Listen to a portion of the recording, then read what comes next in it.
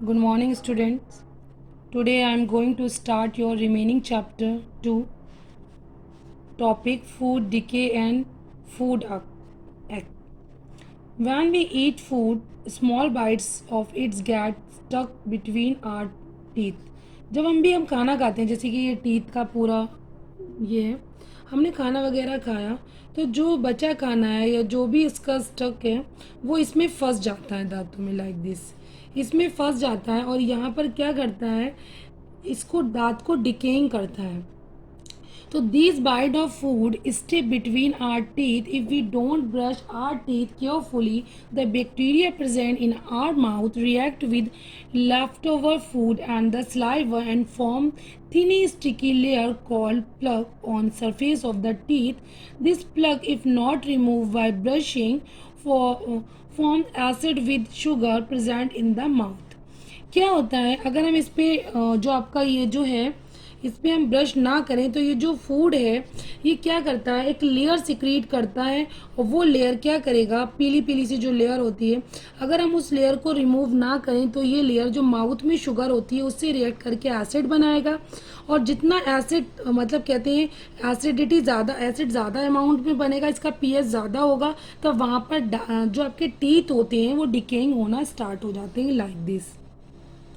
यहाँ पर ये आपका देखिए ये आपकी कैविटी बनना स्टार्ट हो रही है, ये कैविटी, और यही हमारा क्या है, tooth decay expands to pulp causing severe tooth एक्ट. ये देखिए लाइक दिस. तो हमको प्रॉपर ब्रश करना चाहिए. They cause holes and cavities in enamel. मैंने बताया था टूथ के ऊपर वाली जो कवरिंग होती है उसको इनामिल बोलते हैं.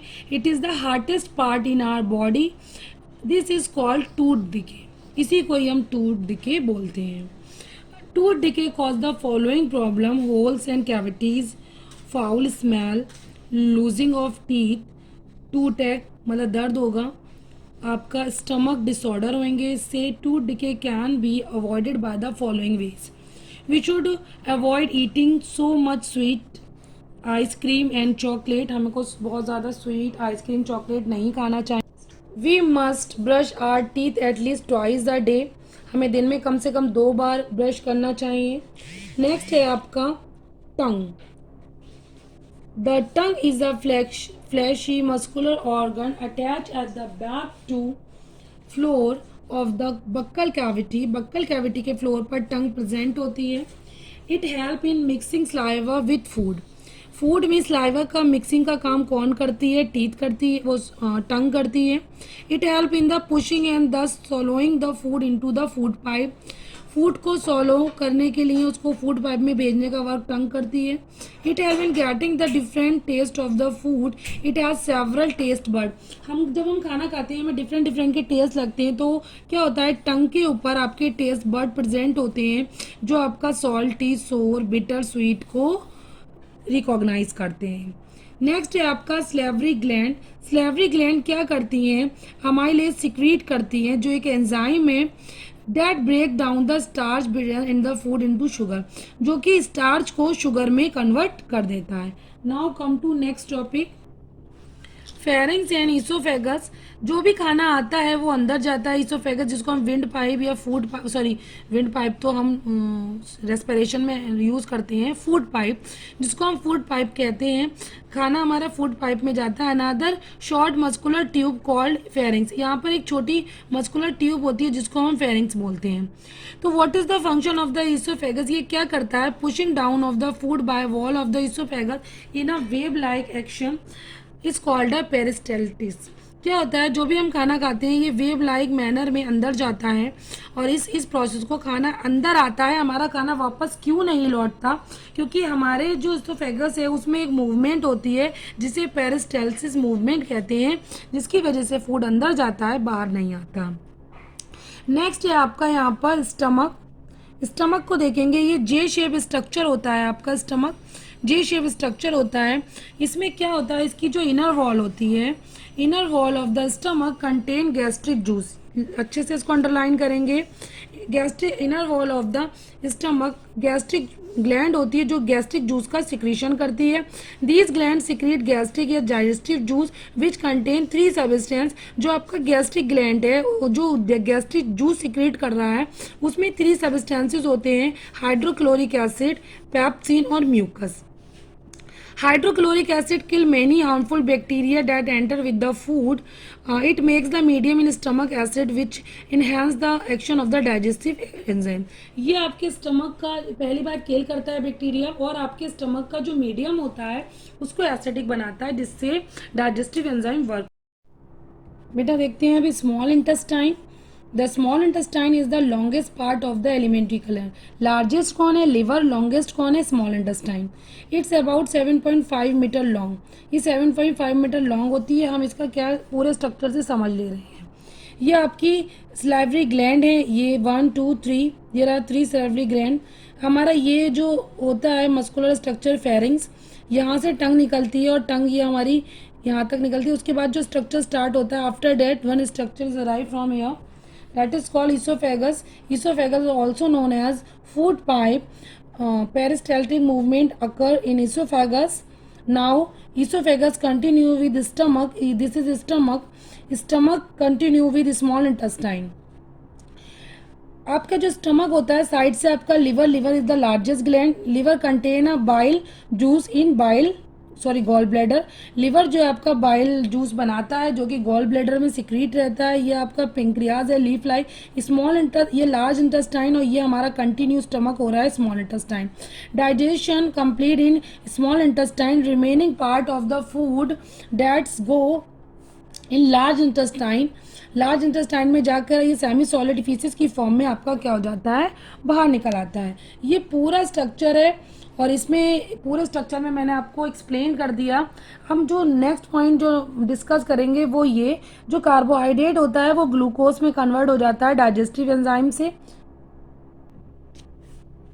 फैट आपका फैटी एसिड में, ग्लिसरॉल में कन्वर्ट हो जाता है, प्रोटीन अमीनो एसिड में। इसको अच्छे से लर्न करेंगे। Observation of the small intestine. Small intestine में जो ऑब्जर्वेशन है मैं डायग्राम से समझा देती हूँ। ये wall of the small intestine, इसकी वॉल जो होती है फिंगर लाइक स्ट्रक्चर बनाती है जिसको एक को विली कहेंगे और बहुत सारी को विलस बोलते हैं। इसमें कैपिलरीज होती हैं। जब आपका फूड ग्लूकोज में बदल जाता है तो ये ग्लूकोज इन कैपिलरीज के थ्रू ब्लड में चला जाता है, ठीक है, और ब्लड में जाके आपकी पूरी बॉडी में जहाँ नीड होती है इसकी वहाँ पर उसको यूज़ कर लिया जाता है। तो ऑब्जर्वेशन के बाद जब आपका जो आपका ग्लूकोज है ब्लड में मिक्स होने के बाद अपनी टारगेट सेल पर जाता है एनर्जी के लिए, तो उसी को हम क्या बोलते हैं, एसिमिलेशन ऑफ द फूड। इसको हम बोलेंगे assimilation of the food. Blood carries the observed food from the small intestine to different organ of the body. जो blood होता है small intestine ऑब्जर्व करने के बाद फिर बॉडी के डिफरेंट पार्ट में कैरी होता है, इसी को हम बोलते हैं assimilation of the food. Next आपका आता है egestion. Egestion is the process. इसमें क्या होता है, जो अनडाइजेस्टेड फूड होता है वो एनएस के थ्रू बाहर निकल आता है। जो आपका लार्ज इंटेस्टाइन होता है उसके 2 पार्ट होते हैं बेटा। एक तो आपका होता है रेक्टम, दूसरा आपका होता है कोलन। ये दोनों पार्ट हैं आपके किसके, लार्ज इंटेस्टाइन के।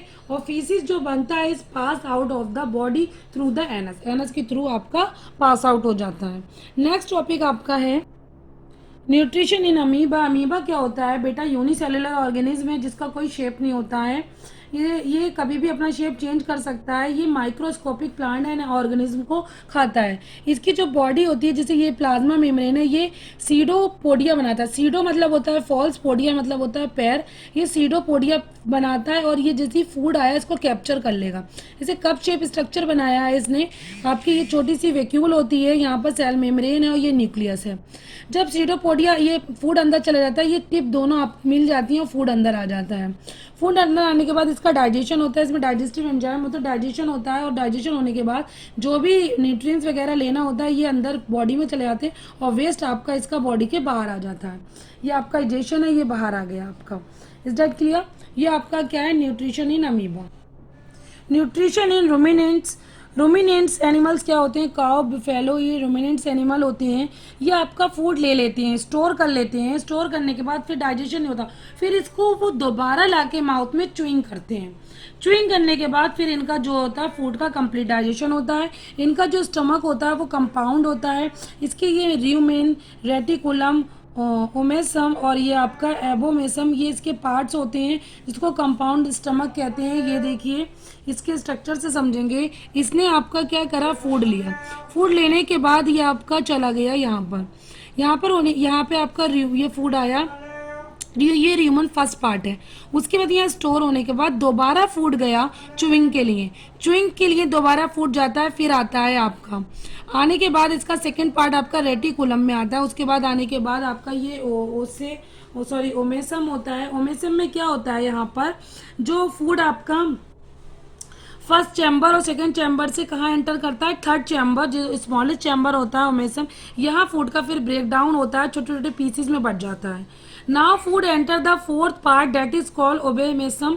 यहाँ आने के बाद a kind of digestive juice secrete which digest the food comes to the end. The digestive food now pass into the small intestine. Small intestine आपका स्मॉल इंटेस्टाइन में आ जाता है और the undigestive food passes through the large intestine, it is ejected from the body. Is that clear?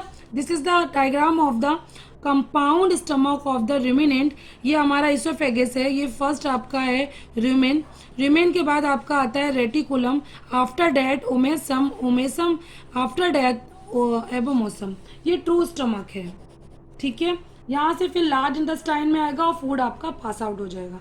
बेटा बहुत लेंदी chapter है, इसको अच्छे से समझेंगे, लाइव क्लास में और अच्छे से समझेंगे। अगर कोई क्वेरीज है, confirm me. Thank you very much.